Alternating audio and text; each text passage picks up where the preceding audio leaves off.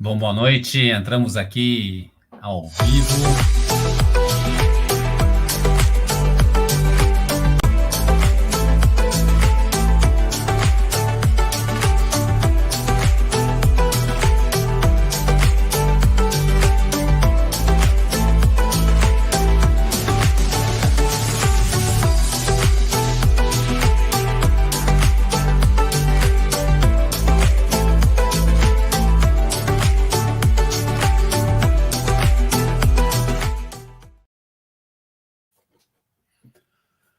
Boa noite, Eleonora. Boa noite a todos vocês que estão assistindo aqui.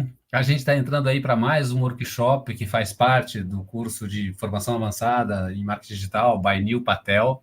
A gente tem muito, muito orgulho de ter a Eleonora Diniz como uma das professoras, né? Vai estar com a gente aí acompanhando num formato de curso que é muito intenso, que é muito mão na massa, muito como a gente gosta, né, Eleonora?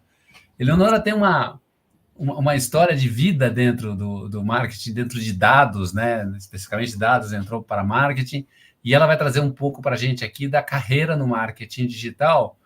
E quando a gente pensa em carreira, a gente pensa no futuro, mas é muito legal dar uma olhada para o passado, né? Da onde que veio esse mundo? E a Eleonora tem muito para nos contar disso, porque ela vive intensamente, desde bastante tempo, a história do marketing e do marketing digital e de análise de dados, que às vezes é uma coisa meio árida, o pessoal de marketing dá uma escapada, mas é super importante e a gente vai ver isso aqui. Então, a Eleonora tem essa expertise, tem essa experiência e vai trazer tudo isso para a gente nessa conversa. Vai ser um bate-papo, a gente tem pessoas aí moderando o chat, então fica à vontade, coloca a sua pergunta, conta a sua história. A gente tem o maior prazer em tratar desses assuntos que vocês trazem para a gente aqui. Lembrando que no final vai ter também um link para um certificado, para quem precisa disso, é legal, participou, tem aí o certificado. E, obviamente, quiser conversar mais sobre o curso SPM e sobre carreira de marketing digital, estamos aqui. Eleonora, então eu queria saber, assim, olha, da onde que a gente vem e para onde que a gente vai? Começando aí com uma pergunta simples aí, vamos embora, a gente está junto nessa aqui. Bom, vamos lá, gente. Boa noite para todo mundo. Estou super contente de estar aqui, participando, na verdade, acho que desse curso inédito dentro da SPM, uma parceria aqui inédita, eu acho que é uma proposta muito dinâmica. Mas vamos lá, só para a gente aqui dar andamento aqui aos nossos, né? Então, essa formação avançada aí, que o Antônio já comentou, mas a gente tem um momento de reflexão sobre marketing, porque, assim, até então, a gente tem aqui um ponto relevante, que é, antes da internet estar disponível de forma, né, para todos, para um uso, vamos dizer assim, comercial, né? A gente vai ter, antes de 91, né, que é quando a internet oficializa-se, né, para uso comercial. Então, a gente está aqui, deixa eu só pegar meu pointer aqui, que eu gosto, né? Então, antes da gente ter isso aqui, o que acontecia, né? Tanto o marketing como o cotidiano das pessoas era todo offline. Então, vamos dizer que a gente, inclusive no Brasil, né, a gente vive uma era de romantização do marketing nos anos 80 inclusive nos anos 90, né, porque a internet ainda não estava disponível para muitas pessoas. Só para vocês terem uma ideia, eu comecei a usar a internet em 95 como usuária final, mas atuando profissionalmente com a internet, eu comecei em 99. Antes disso, a minha experiência era muito na área de produtos e na área de tecnologia, porque eu venho de um mercado financeiro, então eu comecei com tecnologia lá em 87. Mas a gente percebe que a internet, nesse surgimento, principalmente lá nos Estados Unidos, né, na Europa, a gente começam a aparecer as primeiras ferramentas, né, os primeiros buscadores. Então, por exemplo, eu usei a Yahoo Search, né? Então a gente começa a ter os primeiros buscadores. E essa vai ser uma área importante dentro do marketing digital, depois, né? Mas a gente começa com o search, a gente começa com e-mail marketing, então, ou seja, as primeiras ações de e-mail marketing já em 96, só que a gente começa com um negócio em 97, que é o SEO, que é justamente o momento em que a gente começa a pensar que tudo que a gente está publicando na internet é um conteúdo válido, é algo para conquistar aquele cliente e esse conteúdo precisa ser preparado, ele tem que ser formatado como se a gente tivesse que formatar uma, como é que fala? Uma monografia. Então, existem regras ali, né? Logo depois, a gente vem o surgimento ali, né? O Google já vem com aquela proposta de search engine marketing, ou seja, não é só pensar que aquele conteúdo vai estar numa busca, mas também ele pode ser patrocinado, ou seja, o marketing começa a perceber que temos canais novos. Além do e-mail marketing, a gente passa a anunciar também na busca. E aí, começa o AdWords, que hoje é chamado de Google Ads, né? E em 2005 veio o Google Analytics, que é a ferramenta que trabalha com os dados, né, do site, mas a gente também com as redes sociais, né? Então, assim, principalmente Facebook e Instagram, a gente começa a ter esse analytics também das redes sociais e, obviamente, a gente vai ter dados das campanhas. Olha aqui o Facebook Ads. Nesse momento, a gente já percebe o usuário utilizando celular. Se a gente estava ali com o computador para uso pessoal, e se a gente aqui recomendo muito vocês assistirem o filme do Steve Jobs, que eu acho que é muito legal, porque mostra um pouco também daquela rivalidade dele com o oh meu Deus, o Jobs e o ai meu, deu um branco agora, Com o Bill Gates, né, o Bill Gates, oh meu Deus, deu um branco o nome do homem. Então a gente vê essa rivalidade também entre eles, né? Um pouco daquela espionagem industrial e tal, né? Na verdade, aqui muito do ambiente digital. E aí, o que vai acontecer? Chega uma hora que os dispositivos começam a ser outros, porque aparece iPad, né? A gente passa a ter streaming de música, de vídeo. Então, a gente vive hoje uma era omnichannel. Então, o marketing, mais do que nunca, usa todo esse recurso para poder atender, né, os diversos locais aonde o usuário está. Então, na verdade, eu estou falando aqui de um marketing que usa SEO, que usa o SEM, que é a parte de anúncio na busca. Aqui a gente tem toda a parte de social, né? O social orgânico e o social pago, né? Mas assim, aqui são áreas que a gente, que na verdade, assim, quando foi idealizado esse curso, já se pensou nessa parte de SEO, nessa parte de SEM, ou seja, toda essa parte envolvendo questões orgânicas e pagas, mas toda uma parte de automação envolvendo a parte de e-mail marketing e tudo mais, e eu, especificamente, falando aqui de dados, porque a parte de conversão, ela precisa de uma análise de dados e precisa de uma captura de um dado. Se a gente não faz esse tipo de captura, o marketing sofre. O que eu vejo e vi durante todo o meu tempo de carreira, quando eu comecei na internet, é que, na verdade, como essa área de dados ela é muito mais técnica, a gente percebe um pouco o usuário, principalmente os times de marketing, querendo a informação, mas muitas vezes falta um pouco de se aprofundar nessas ferramentas, nessa parte tecnológica, para entender que o dado para ele que é importante, às vezes está numa plataforma específica. E a gente não vê um pouco disso, a gente não percebe um pouco essa visão do marketing querendo explorar. Então a gente começa a ver isso um pouco mais agora, né, nessa década, né, que a gente começa, principalmente na época da pandemia, surgiu uma necessidade muito grande de olhar os dados e as pessoas começaram a falar: poxa, eu precisava saber dessa informação. Então, eu acho que o marketing como área que está sendo ali, precisa andar de mãos dadas com a tecnologia, principalmente por causa de muitas ferramentas para poder ter insights, ter análises, né? E esse profissional, que eu acho que é um pouco a proposta também desse curso, é que esse profissional ele seja um pouco plural, assim, ele precisa ter várias facetas. Esse profissional de marketing hoje não é mais aquele cara que só pensava em termos de criatividade. Ele tem que ter tem outras capabilities aqui, né? Outros skills que a gente não pode deixar de lado.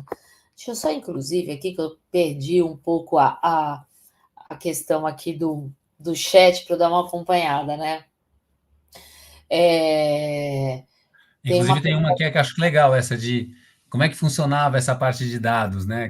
Tinha só no feeling ou tinha dados para saber Na disso? verdade, boa essa aí, pergunta do Bruno, mas o que acontecia, na verdade, antes, né? Quando a gente vivia essa época do glamour do marketing, existia dado? Sim, existia, mas muitas coisas às vezes eram inferidas. Então, o que acontecia? A gente olhava, poxa, quantas pessoas a gente. Era uma estimativa de quantas pessoas tinham visto, por exemplo, um anúncio num jornal. Então, por exemplo, o jornal sabia quantas é, exemplares eram distribuídos. Então, a gente pressupunha que o cliente ia ver um anúncio. A mesma coisa acontecia com a revista. Então, a partir daquela quantidade de exemplares que foram teoricamente, né, comprados ou entregues, ou sei lá, de repente aquilo é consumido dentro de uma empresa, a gente depois conseguiu olhar quantas pessoas, por exemplo, eu estava no banco, quantas pessoas tinham aderido a um determinado produto. Então, tem inclusive um case bem interessante na época do lançamento do serviço de SMS. Então, olha só que louco, né? Na época do serviço de SMS, a gente precisou reposicionar o produto. Ele tinha um conflito. Eu estava na época no Unibanco e o produto tinha um conflito com um produto do Itaú e a gente precisou reposicionar. Então, aqui, o marketing, olha, isso já era 2000, 2001, mais ou menos. E o marketing, na época, chegou e falou assim: bom, nós vamos fazer um anúncio de jornal na Folha São Paulo, Folha Rio, o Globo, Estadão, Revista Veja. Aí a gente vai ter um comercial no domingo, tipo Faustão, né? E aí a contratação desse produto era na internet. Eu falei, gente, fala uma coisa, nós não vamos ter nenhum banner na home do site, porque fazia sentido ter. Afinal de contas, a jornada do usuário era ver alguns desses anúncios offline e provavelmente ele ia digitar unibanco.com.br. Ele ia ver na home, né, o produto ali em destaque. E o marketing não tinha pensado nisso. E eu, como venho, talvez eu tenha aqui uma formação um pouco híbrida, e as pessoas me chamaram meio de louca na época, porque eu fiz tecnologia, e depois eu fiz um curso de design. E o curso de design me levou a pensar no usuário de uma forma mais integrada, entendeu? E aí isso me dava um pouco de percepção, de experiência. E eu falava assim, gente, mas a gente está comunicando, a gente não vai comunicar aqui no site onde esse cara vai contratar? Então, esse já era talvez o primeiro ponto que eu lá atrás, imagina lá, 2000, 2001, eu tinha já essa visão e as pessoas ainda não percebiam isso. Mas por quê? Porque talvez pelo fato de eu vir da área de tecnologia e ter ficado muito tempo em áreas de produtos e muito próximo ao marketing, eu tinha um pouco dessa visão integrada e que eu acho que hoje é uma coisa necessária. Tem gente perguntando sobre os skills, eu já vou abrir essa questão dos skills, mas percebe como a gente tem uma necessidade hoje de ter outras áreas de conhecimento além dessas? Por exemplo, eu até coloquei aqui outra área de conhecimento que é entender um pouquinho de UX e UI. Por que que a gente deveria entender um pouquinho? Até para pensar na experiência do usuário, saber o seguinte: nossa, gente, você vai fazer esse usuário passar por tantos pontos de contato, ele vai desistir. E a gente sabe que hoje as pessoas têm uma necessidade de, eh, de imediatismo. Quanto menos passos para o usuário contratar algo, muito melhor. E aí, no caso do e-commerce, isso significa otimizar vendas. Então vamos pensar, por que que na verdade a Amazon tem lá a compra num clique? Para encurtar a jornada dele. O problema é que às vezes a gente, por exemplo, isso aconteceu comigo. Eu comprei um livro que eu falei assim: nossa, gente, eu comprei o livro, eu não queria comprar o livro, mas eu acabei clicando no botão, né, de comprar num clique. Então, corremos esse risco também, de ser tão imediatismo ali a ação, que a gente pode patinar ali e acabar fazendo algo que não queria. E eu acho que a visão de ferramentas, né, de entender como a tecnologia nos ajuda, é importante, é muito importante, tá? Falando sobre os skills que a gente estava aqui, que o pessoal está um pouco. Deixa eu só aqui voltar aqui no chat. É, o que eu acho que é muito importante para a gente é ter pensamento crítico, tá? Por que, que o pensamento crítico é tão válido? Porque, na verdade, gente, por mais que vocês vejam um resultado de alguma coisa, é importante a gente avaliar do tipo, tá certo mesmo isso? Porque tem muita gente que fala assim, ah, é, eu tô aqui olhando o número e adoto o número como verdade. E às vezes o número não está certo. E por que que ele não está certo? Porque a gente tem uma questão muito relevante aqui, que é a comunicação. Deixa eu só pegar aqui minha canetinha.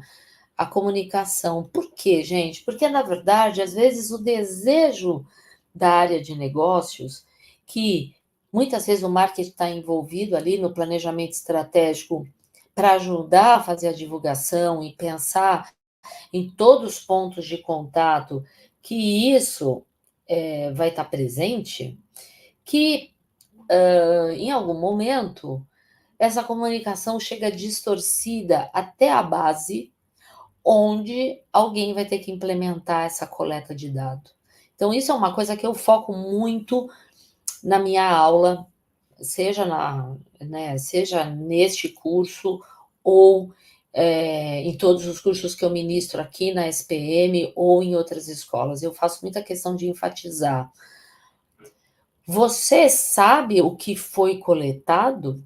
Porque se você sabe que foi coletado e aquilo está certo, você consegue direcionar a sua visão estratégica e tática, você consegue dar um bom direcionamento. Por isso que o pensamento crítico também a gente usa muito hoje, nos dias de hoje, por causa de IA. Então, as pessoas falam assim: ah, eu vou usar IA generativa para fazer uma análise. Cuidado, porque você pode estar levando, às vezes, um dado sensível para fazer uma análise, ou você pode estar utilizando uma base que você acha que foi capturada de uma forma e no fim as pessoas capturaram de outra forma, né? Então é importante a gente acompanhar essa jornada desde o momento da definição da estratégia até o momento que isso chega na sua mão e você tem que chegar para quem está te entregando esse dado, isso está certo, isso foi conferido,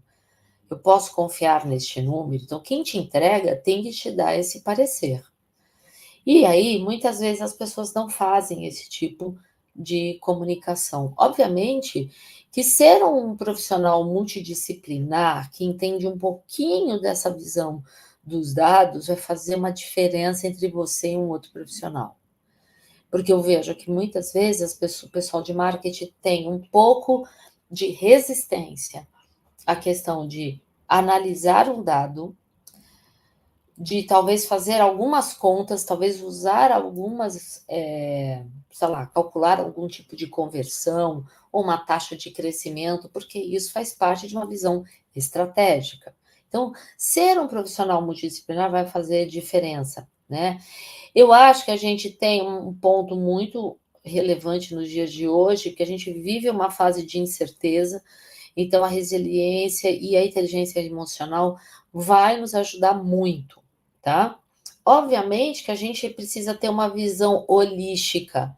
E aqui significa eu entender muito mais o usuário do que pensar com a nossa visão. Então, a gente tem muito dentro da internet ou qualquer outro processo que a gente venha viabilizar, que passa, sei lá, por uma automação, a gente tem muitas vezes um hábito de usar a linguagem específica do negócio, quando a gente deveria usar a linguagem do cliente. E isso vai fazer diferença. Eu tive um problema recentemente com uma marca. E olha que coisa, né? Eles mandaram um e-mail marketing dizendo: olha, você tem um cupom de aniversário. Era meu aniversário mesmo, fazia sentido. E aí ele fala assim: olha, use o cupom no site, mas a comunicação estava um pouquinho assim, muito abrangente demais. E eu, para poder acessar a página específica que eu poderia usar aquele cupom, ela era um único clique no site. No site, desculpa, no e-mail marketing. E eu cliquei em vários lugares, menos no botão específico. E não estava claro que é aquele botão. Então, o que eu fiz? Eu, por já ter trabalhado também com segurança, evitei de repente, clicar nos links ali. Eu fui direto no site. E aí, quando eu fui direto no site, eu usava o cupom dizia para mim assim: ah, esse cupom é só para clientes. Eu falei: ué, se eu recebi o cupom, eu sou um cliente. Por que está dando erro? Então, olha como a coisa tem que estar integrada. Então, assim, quem planejou aquele e-mail tinha que pensar assim: pô, mas se o usuário clicar em outros botões? Ou a gente não deveria deixar o texto do botão para dizer assim: ó, clique aqui e acesse a página específica para aniversariantes? Teria feito mais sentido. Teria evitado um erro meu. E depois eu comentei sobre essa questão de UX. Eu fui na internet e fiz um depoimento, além de mandar um e-mail para a empresa. A empresa não me respondeu o e-mail, e como ela me acionou? Por causa da rede social. Por isso que eu estou te falando que a gente tem que pensar muito, né? Essa visão holística, entender também o seguinte: aonde meu cliente está, onde ele se manifesta, né? É por isso que eu falei da parte de social, porque a parte de social vai trazer também dados ali, quando eu tenho ferramentas específicas, como uma ferramenta de social listening, para entender o comportamento do usuário, o que ele está escrevendo sobre a minha marca ou sobre o meu produto, né? Então, essa conexão que eu tive com a empresa aconteceu através do LinkedIn, eles me procuraram, né? E aí, vocês acreditam que eles gentilmente tentaram me atender, me geraram pelo menos uns 4 ou 5 cupons, nenhum deles funcionou. Então, eu, no final das contas, levantei a bola de que eles tinham um problema. Eu só não sei se eles vão corrigir para o meu próximo e-mail de aniversário, só vou poder testar o ano que vem. Entendeu? Mas olha que situação bizarra. E fica uma imagem ruim. Teve até uma pessoa que chegou na internet e falou assim: ah, você não podia judiar tanto da marca assim. Ué, falei, eu sou o cliente. E eu não fui grossa. Eu só fiz um comentário do tipo: olha como uma experiência ruim, ou melhor, como uma interface ruim impediu que eu pudesse ser prestigiada com um cupom de aniversário. Entendeu? Então, olha a situação. Fala, Leonora, Antônio. super, super legal esse seu exemplo, e puxando aí do que você está falando dessa visão holística, quando você estava falando da questão do dado e desconfiar e ter pensamento crítico, me veio uma Uhum. coisa aqui completamente diferente, né? Assim, até como exemplo dessa questão da gente entender de outros domínios, né? Tem uma coisa que a gente acontece quando a gente vai no médico, ele pega os exames, e a gente costuma falar, ó, tem médico que trata o exame, e tem médico que trata a pessoa, né? Você olha o dado lá, mas calma lá, deixa eu ver o que é essa pessoa, colocar esse pensamento crítico que vale para todas as áreas. E você Sim, traz uns exemplos de marketing que, olha, é o pensamento crítico, é essa visão holística, é essa questão multidisciplinar, porque esse exemplo que você deu, a empresa conseguiu chegar até você, e às vezes a gente faz um esforço danado para chegar no cliente. E a hora que Sim, chega, precisa dar continuidade a isso. E sim. aí, só querendo puxar assim nessa ideia dessa visão de tudo, né? A Laura mandou uma pergunta aqui bem legal, que ela falou assim: além das campanhas e da criatividade, o que deve ter mais, além de liderança e alta performance? E na pergunta dela, e Laura, muito obrigado, né? Que você acaba ajudando a gente a fazer esse caminho, que ela puxa, olha, tem campanha, tem criatividade, tem liderança, tem alta performance, acaba juntando um pouco de tudo, né, Leonora? Sim, a gente se torna um profissional, que é aquilo que eu falei, eu me tornei um profissional híbrido, porque eu tô lá, eu comecei na tecnologia, eu não iria, eu até pensei em fazer marketing, só que na verdade a minha vivência de marketing foi do tempo inteiro, assim, só de mercado financeiro foram 24 anos, então você imagina eu vivenciando com marketing esse tempo todo, né? Além da questão de TI, veio a questão de design. Depois, eu fiz uma pós-graduação em gestão estratégica, porque eu queria entender a empresa como um todo, como as áreas se relacionavam. Por mais que eu vivenciava no banco, mas eu queria ter uma noção de todas essas áreas, qual era o papel de cada uma, porque às vezes no banco, um banco muito grande, a gente perde um pouco essa visão, né? E depois eu fui fazer mobile marketing. Olha que louco. Então eu combinei várias coisas. E você, Antônio, falou uma coisa bem interessante, porque você falou a questão do exame médico. Eu estou fazendo um check-up agora e tem um exame que eu nunca fiz. Só que vou dar um exemplo no caso do marketing. Imagina que você sempre olha as mesmas métricas e você acha que está tudo bem. Um belo dia alguém levanta e diz assim, gente, mas olha, não está tão bem assim como você está falando. E você vai ter que se aprofundar e procurar outras métricas que talvez você nunca utilizou. E aí você descobre que o negócio não está tão bem assim.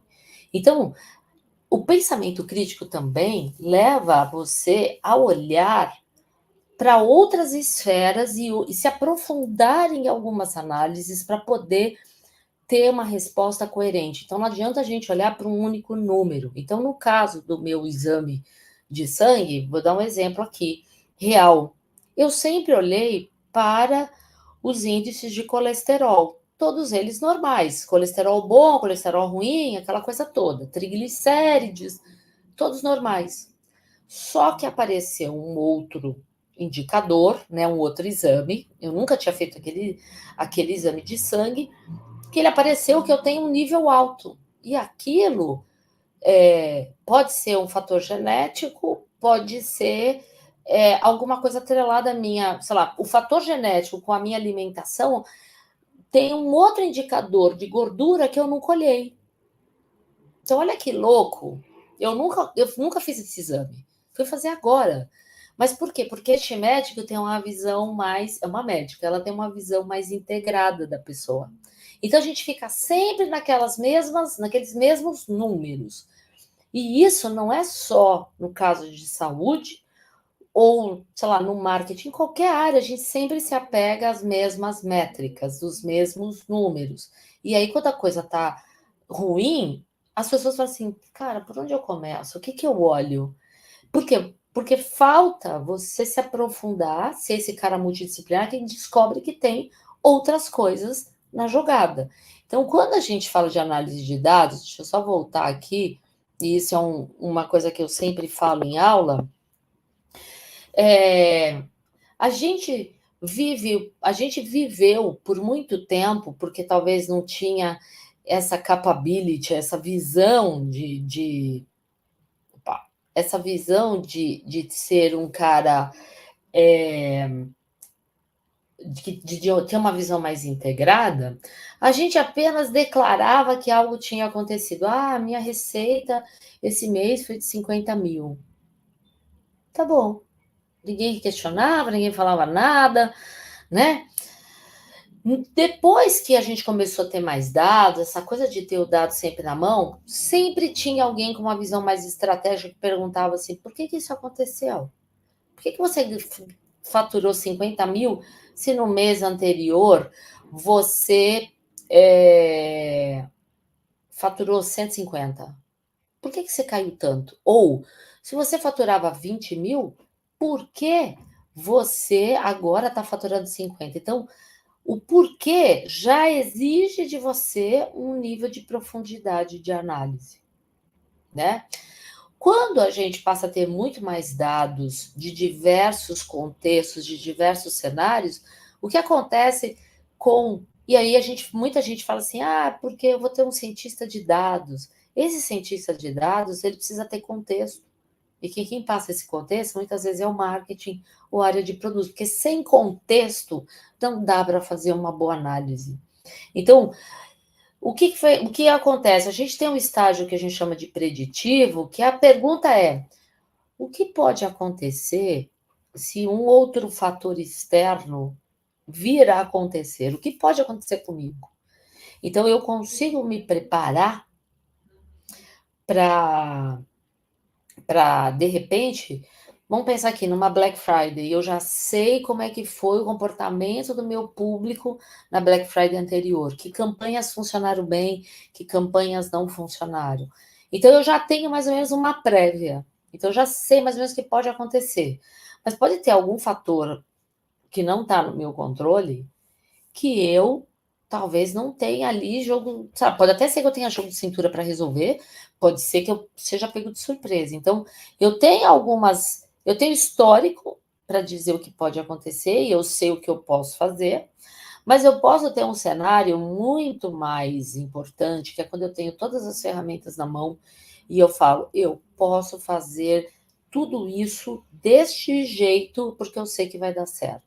Ou seja, eu já experimentei, eu tenho base de referência e eu já, que a gente fala um pouco, né, quando fala de projeto, eu já mitiguei todos os riscos, eu já consigo tratar todos os riscos, eu não tenho interferências externas que podem me impactar, né? Então, quando a gente chega nesse nível, a gente tem aqui a faca e o queijo na mão.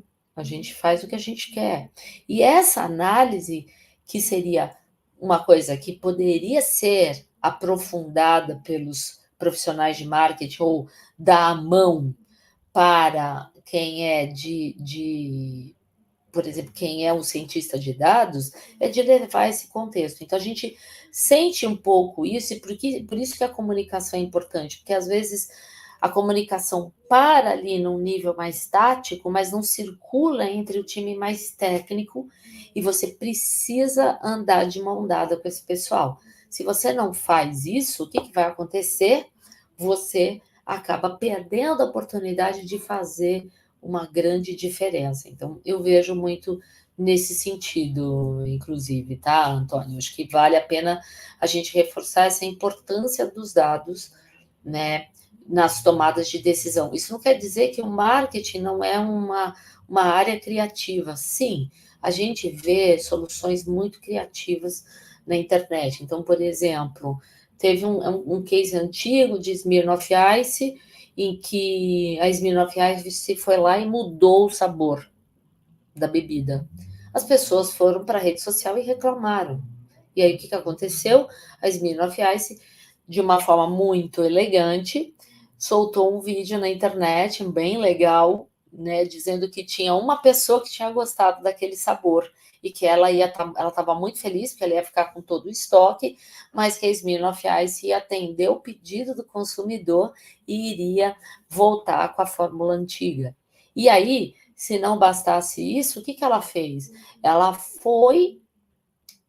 fez uma interação um a um com quem reclamou. Então, olha que saída criativa.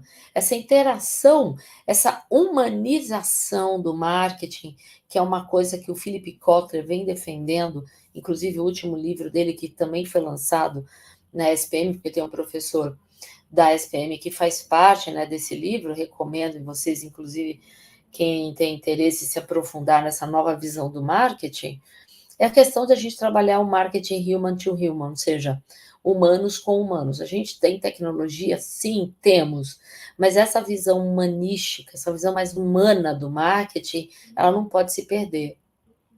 Então, eu acho que a gente, como profissional, por mais que a gente queira abraçar todos os recursos tecnológicos, olhar para este lado humano também faz diferença. Então, essa interação um a um, que aí você pode falar, cara, dá trabalho. No caso lá da Smirnoff Ice deu, mas hoje com a inteligência artificial é possível a gente pensar num marketing conversacional onde a gente tem uma comunicação que pode ser personalizada e que não parece que é IA.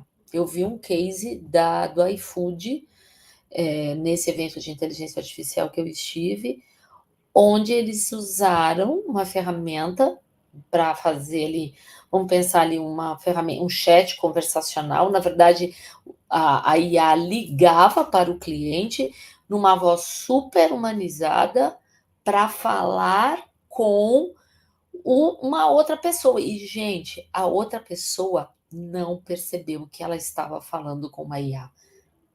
É um negócio de louco. Mas eles conseguiram um nível de humanização impressionante. E depois o que, que acontece? Isso depois vira dados. E aí ela mostrou os dados. A IA conseguiu uma conversão muito maior do que se fosse um humano para ligar. Que louco, né? Ela conseguiu agendar muitas visitas. Era um serviço de aquele de iFood benefícios. Ela conseguiu agendar muito mais, ela automatizou. Então, o que aconteceu? Ela ganhou ali em escala, porque ligou para um monte de gente.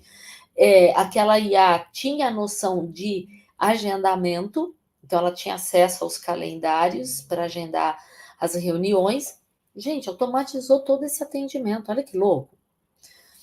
A Renata colocando, né, aqui, levar em consideração a análise do Customer Insight é extremamente necessário. Sim, quando a gente olha para Customer Insights, né, a gente olha para essa experiência do consumidor e medir todas essas interações é super importante, Renata. Eu acho que vale muito a pena a gente fazer isso. Então, a gente tem inúmeros pontos de contato. Claro que o volume de dados é gigantesco. Então, segundo o Fórum Econômico, o Fórum Econômico Mundial, a previsão, na verdade, eles fizeram uma medição em 2021 que em 2020 e 2021, o que se produziu de dados no mundo equivale a 90% de tudo que foi gerado até então.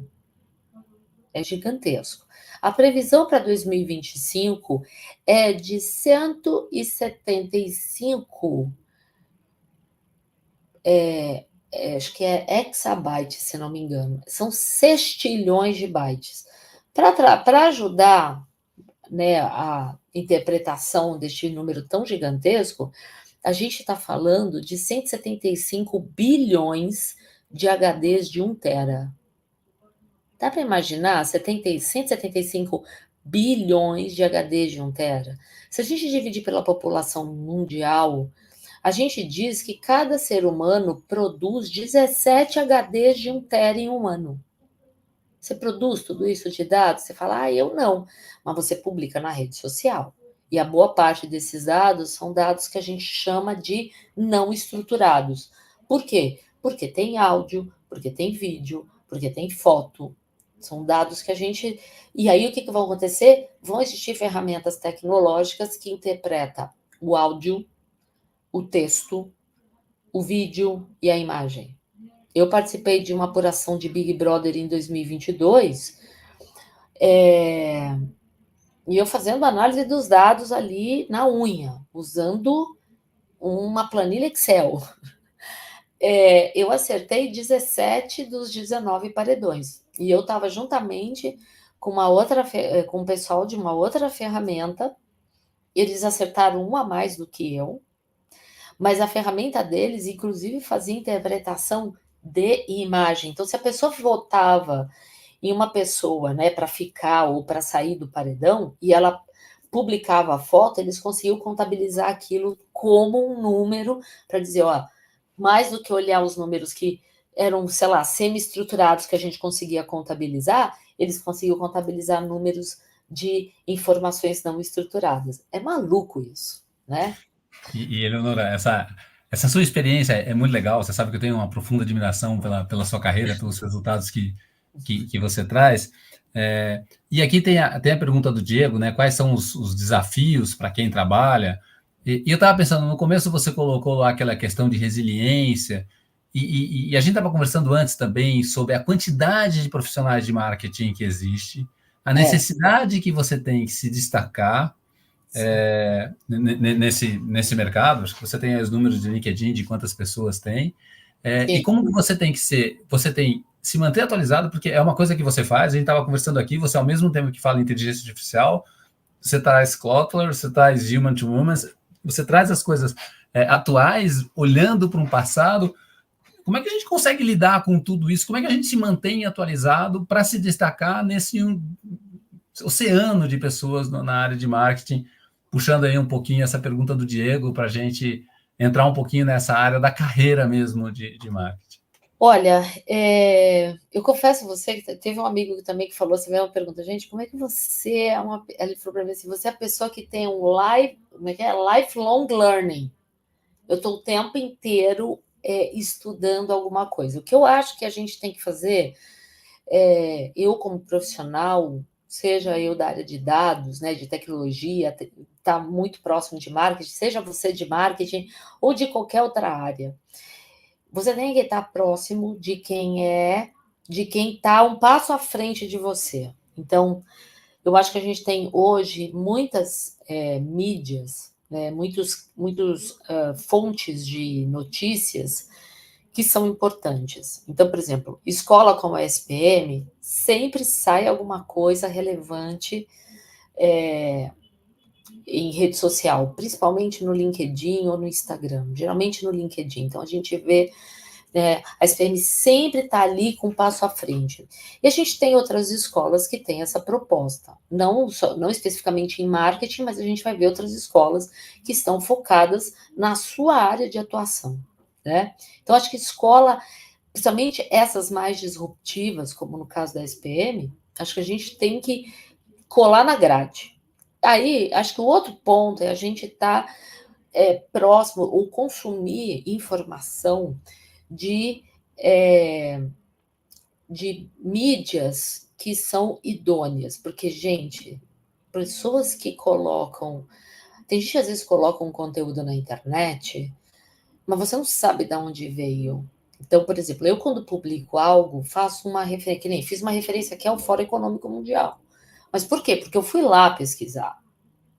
E eu sei. Então, assim, a gente tem que estar próximo dessas fontes de informação.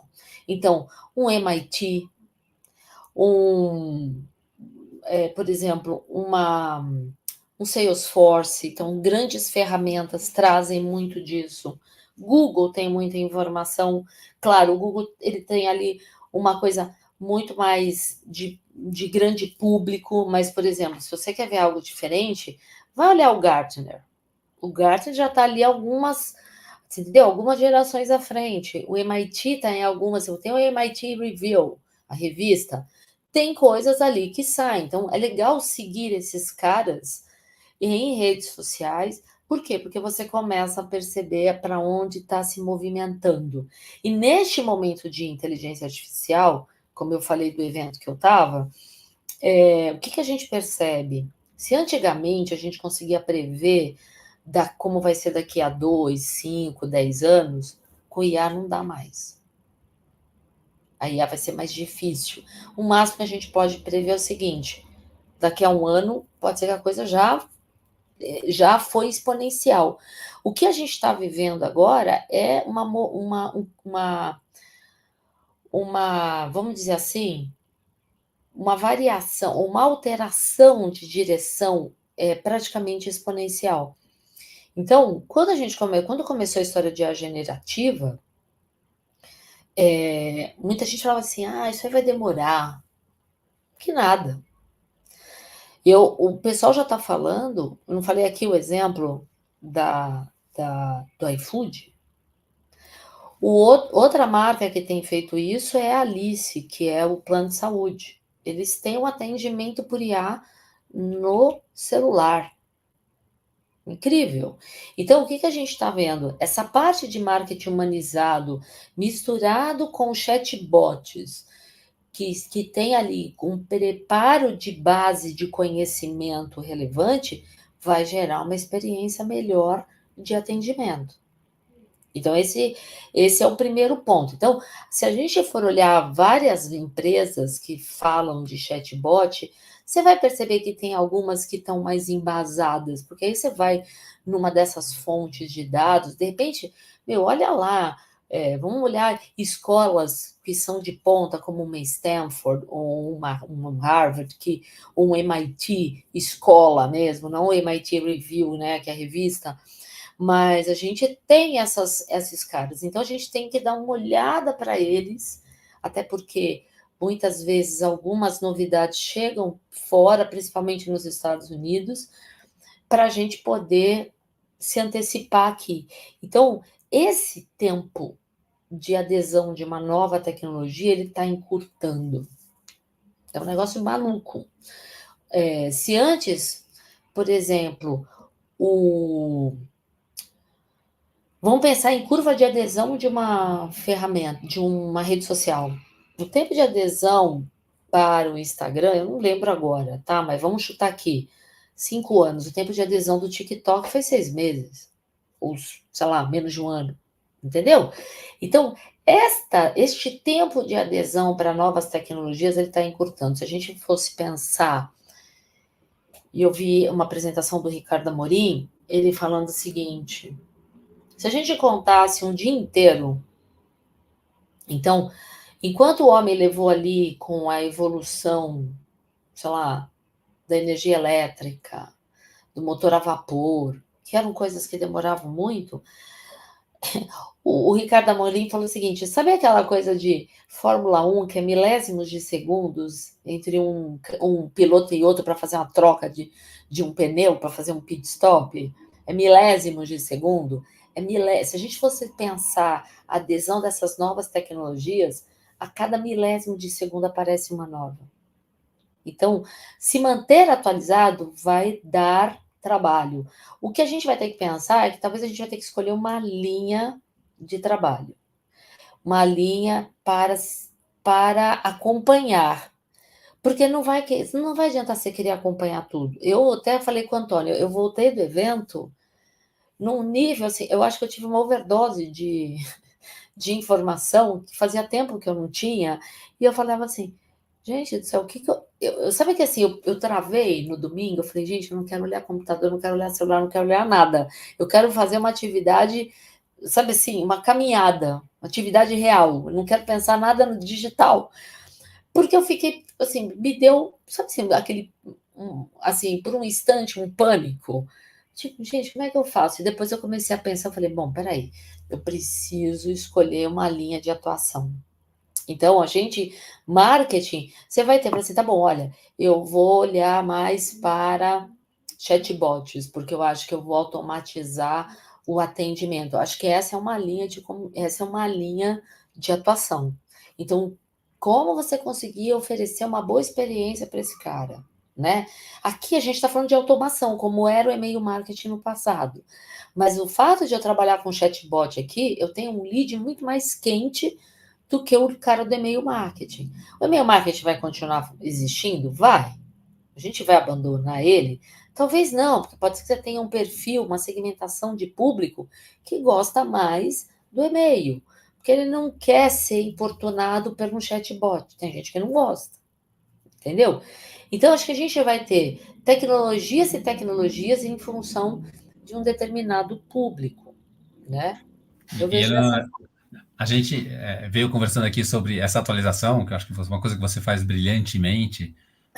E quando você trouxe essa questão da especialização, e pensando um pouco do que a gente está trazendo no curso também, assim, que esse curso que está sendo oferecido para esse prêmio, que a gente tem alguns alunos aqui já assistindo a gente, né? Ele propõe aí 4 pilares, né? Então, a gente vai falar de SEO, vai falar de mídias, vai falar de inbound, vai falar de conversão. E você falou da especialização.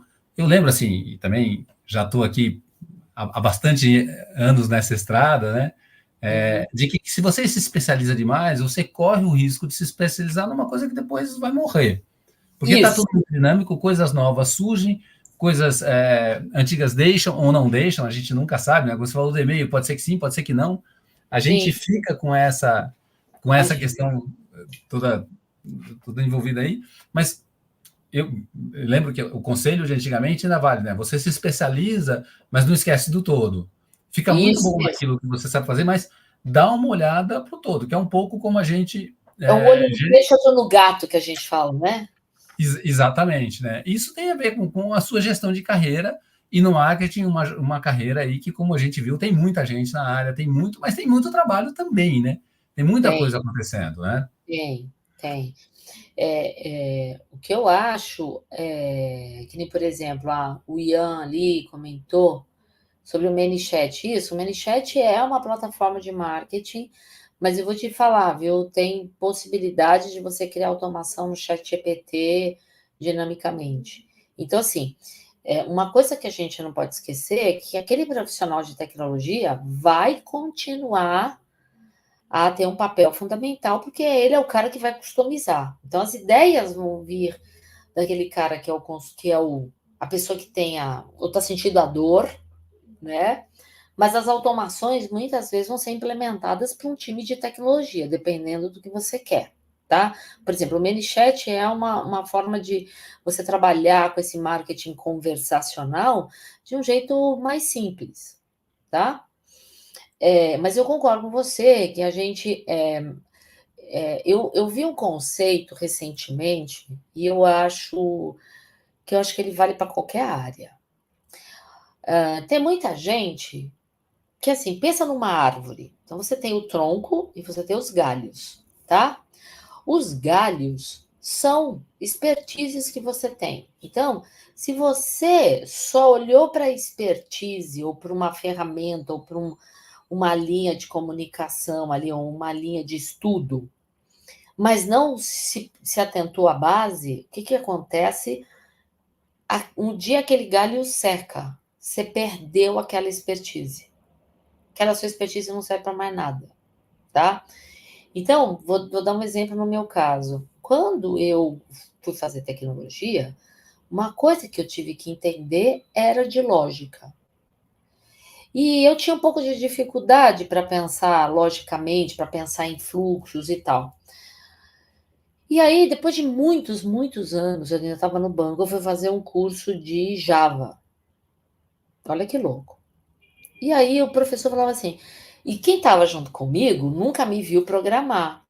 Mas engraçado que as pessoas falam assim, nossa, mas você seria uma excelente programadora. Eu falei assim, então, mas eu não quero ser. Mas eu tenho uma visão de lógica. Então, a lógica me permite aprender qualquer nova linguagem de programação. Eu só preciso entender como ela funciona. Então, a gente, por exemplo, como a gente falou aqui do marketing, por que a gente não pensa nas bases do marketing? Porque você consegue aplicar a base em qualquer outro lugar, seja ela com a tecnologia, qual for a situação que for, não importa, né? O cenário que for, mas se você tem uma noção da importância do cliente, que o seu cliente é o seu maior, né? É o seu maior ativo, é o que, na verdade, vai pagar suas contas, ou seja, se a gente pensar nessa relação do cliente, se a gente for olhar, que nem você mesmo falou, Kotler, né? Se a gente voltar lá nas bases do Kotler, que ele falava dos 4 P's, gente, veio um cara depois e falou assim: os 8 P's no marketing digital. Você fala, tá, mas na essência ele tá falando dos 4P lá do Kotler e adaptou. Então, eu acho que tem umas coisas que, assim, muita gente fala assim: por que eu tenho que aprender esse básico, essa base?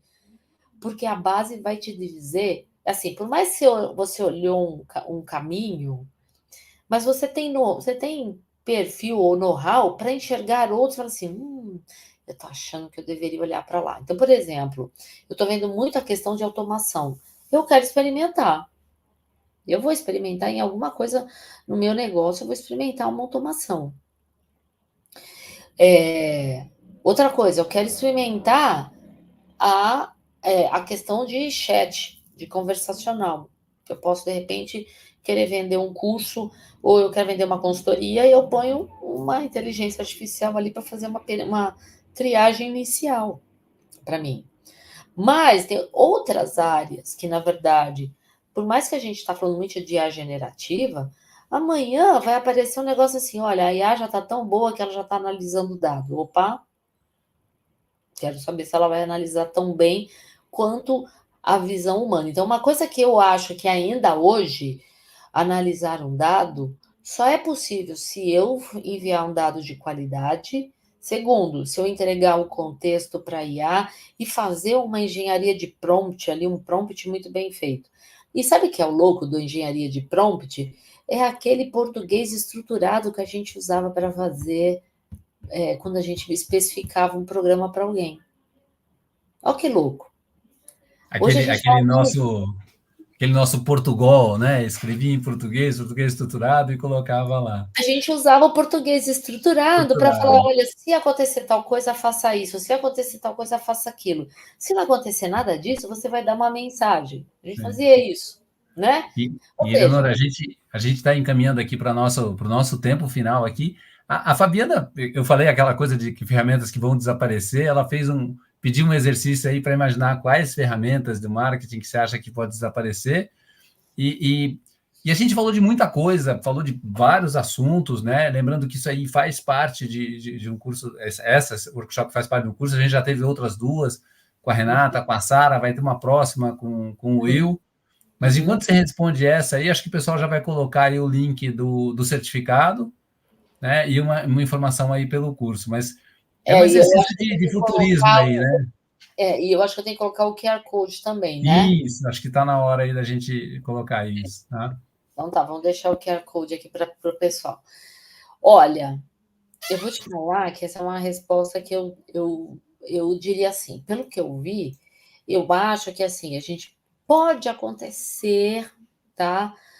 Um pouco de, sei lá, o e-mail marketing ele vai ter que se reinventar.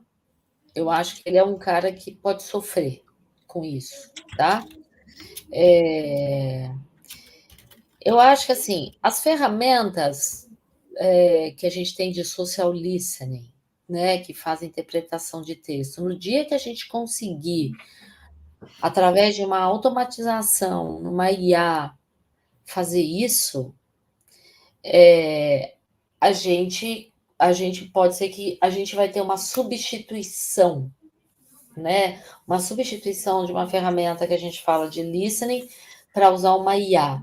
O único ponto aqui, e eu estava até comentando com o pessoal nos bastidores antes da gente começar a aula, o custo de processamento de alguma coisa na IA ainda é caro. Então, teve um caso de uma pessoa que eu estava no evento, tudo coisas que eu estou falando aqui são coisas que eu vi no evento.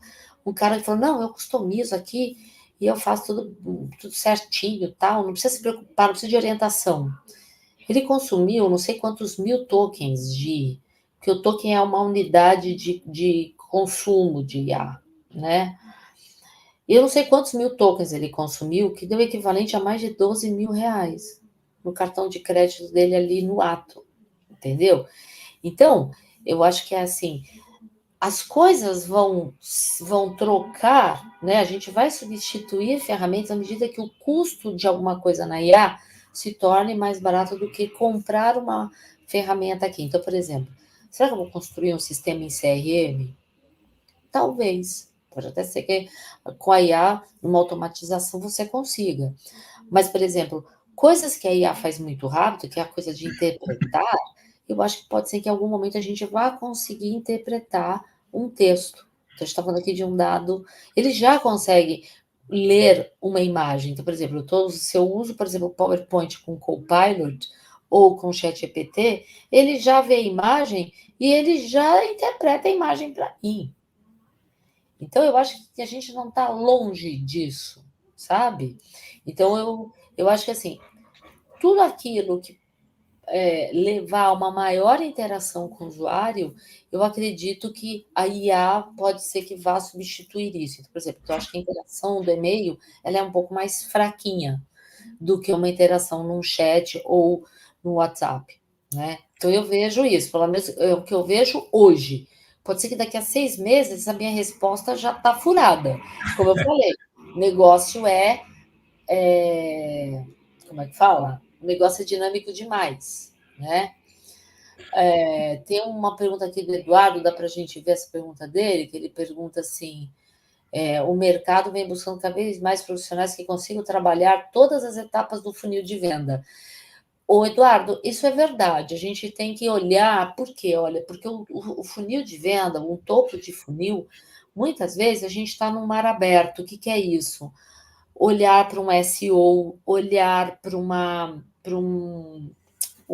social media optimization, ou seja, é olhar para o orgânico de busca e de rede social, né? Obviamente que isso te traz insight, te traz subsídio para você pensar em campanhas pagas, seja na busca, seja campanhas de display, né? Ou mídia programática, ou até mesmo uma campanha em rede social. Quando a gente vem para um meio de funil, a gente tem que pensar ali que pode ser que a gente tenha uma automação, e aí pode ser que o usuário contrate já ali no meio de. O seu meio de funil praticamente não existe, já vai quase para o fundo, né?